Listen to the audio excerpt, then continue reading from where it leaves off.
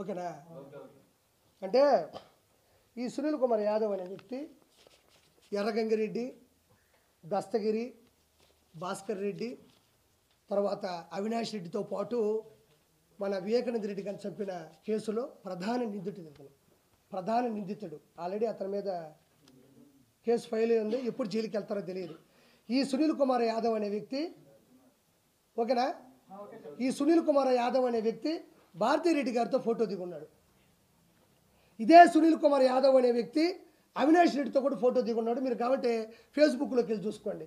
అంటే ఈ సునీల్ కుమార్ యాదవ్ అనే వ్యక్తి వైఎస్ వివేకానంద రెడ్డి గారి హత్యలో ప్రధాన నిందితుడిగా ఉంటే, ఇప్పుడు ఈ మర్డర్ చేయించింది జగన్మోహన్ రెడ్డి గారి సతీమణి. ఆ సినిమాలు చెప్తారు, పోకిరి సినిమాలో నేను అమితాబ్ బచ్చన్తో తీసుకున్న ఫోటో ఉంది, సచిన్ గారితో తీసుకున్న ఫోటో ఉంది, నాకు వాళ్ళకి ఏ సంబంధం ఉండదు, కానీ వాళ్ళకే నాకు ఈ సంబంధం లేదని తెలియడానికి 30 సంవత్సరాలు పడుతుంది.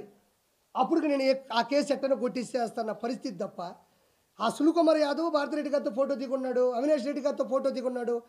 అంటే ఫోటోలు దిగితే అది ప్రథమ సాక్ష్యమా? ఫోటో అనేది ఏముందండి, ఒక పిక్చర్. అది వాళ్ళందరూ కూర్చొని మందు తాగుతూ వాడిని వేసిరన్న ఏమన్నా వీడియో ఉందా, లేకపోతే ఏమన్నా ఆడియో ఉందా? లేదు కదా.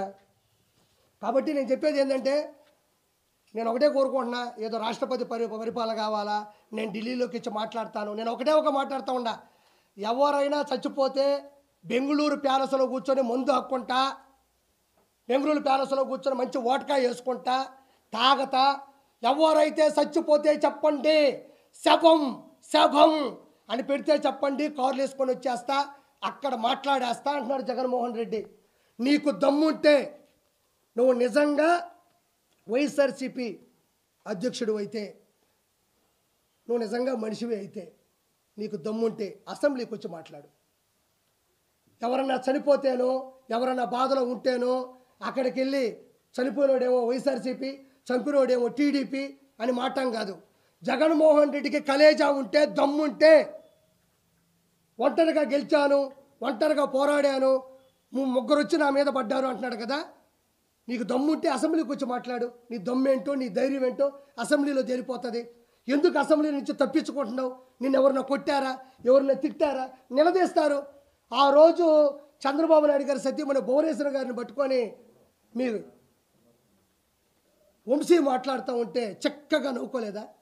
జగన్మోహన్ రెడ్డి భువనేశ్వర్ గారిని పట్టుకొని నిండు సభలో అసెంబ్లీ సాక్షిగా వల్లభనేని వంశీ ఒక అతి పెద్ద తప్పుడు మాట మాట్లాడినప్పుడు ఆయన అందరూ ఖండించారు. వైఎస్ఆర్సీపీలో ఉన్న సామాన్య మనుషులు కూడా ఖండించారు. కాబట్టి 11 సీట్లు వచ్చినాయి. నువ్వు ఈరోజు దేనికి భయపడుతున్నావు? వాళ్ళు నీలాగా మీ ఇంట్లో ఆడవాళ్ళని అనరు. 100% మాటిస్తున్నా జగన్మోహన్ రెడ్డి. మీ ఇంట్లో ఉండే ఆడవాళ్ళు కానీ, మీ ఇంట్లో ఉండే పెద్ద మనుషులు కానీ, ఈ కూటమి సభ్యులు ప్రముఖంగా చంద్రబాబు నాయుడు గారు కానీ, మంగళగిరి ఎమ్మెల్యే అయినటువంటి ఐటీ మంత్రి అయినటువంటి ఎవరైతే ఉన్నారో